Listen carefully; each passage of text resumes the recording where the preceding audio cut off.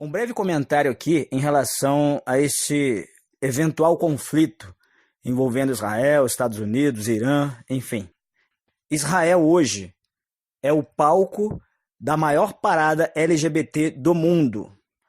Particularmente, gente, eu não tenho nada contra a questão do homossexual, não tenho nada contra. Agora, o que é importante, o que é bem importante nós frisarmos é que a porção de terra conhecida hoje como Israel, né, ou Kadosh Terra, Terra Santa, ela é uma terra separada das demais nações, dos demais povos.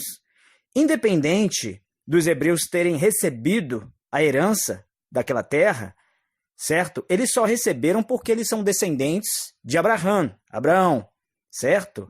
Então não é mérito dos hebreus, tá? Eu mesmo como hebreu sei que não é mérito meu, é mérito de meu pai Abraão.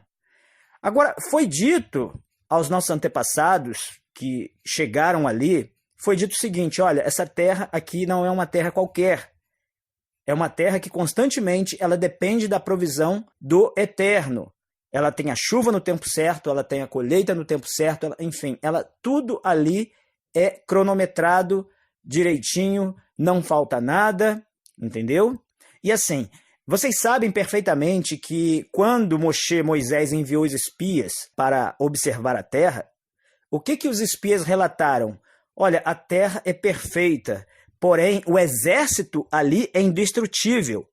Agora, a agricultura deles também é uma agricultura colossal, olha que cachos de uvas enormes. Então, assim, o cenário não mudou. A terra de Canaã, Israel hoje, continua sendo habitada por pessoas que têm um privilégio de um poderio bélico, militar, imbatível, eu diria assim, indestrutível. Tem uma agricultura realmente nos mesmos moldes do período bíblico, do período em que Moshe ouve os relatos dos espias. Mas por que eu toquei na questão do LGBT? Gente, eu volto a falar, a terra de Israel não é uma terra qualquer.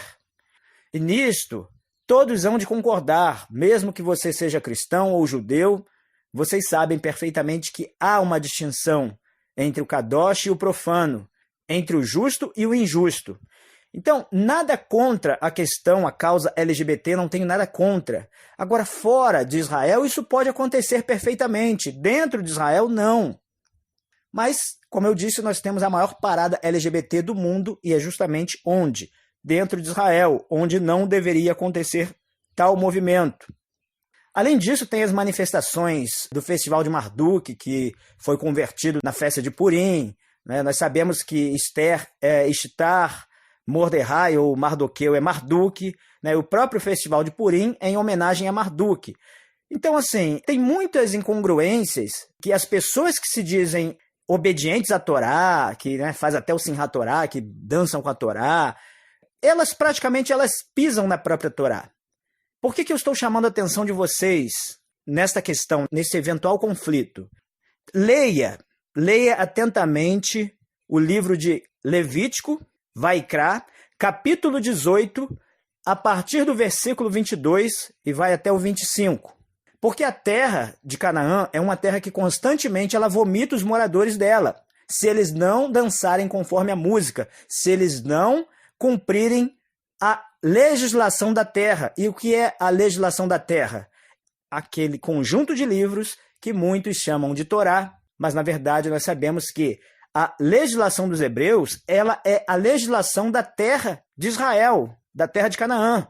A Torá, como muitos conhecem, ela não foi feita para os hebreus, ela foi feita para a terra de Canaã, para que as pessoas que estão vivendo ali dentro daquela terra honrem esta legislação da terra de Canaã, comumente é chamada de Torá. Volto a falar, o povo hebreu herdou a terra pelas promessas feitas a nosso pai Abraão, certo? E não foi por conta dos hebreus que a Torá foi feita, que a legislação dos hebreus, a legislação de Canaã foi feita. A legislação de Canaã ela foi feita por conta da própria Kedushá, da santidade da terra de Canaã.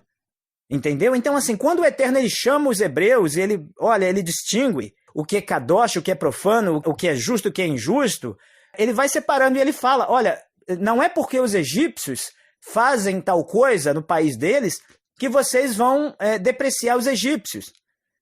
Os egípcios até podem se tornar hebreus, mas vocês não são obrigados e, muito pelo contrário, vocês não podem imputar pecado para o povo egípcio em relação à cultura deles, em relação ao modo de vida como eles procedem.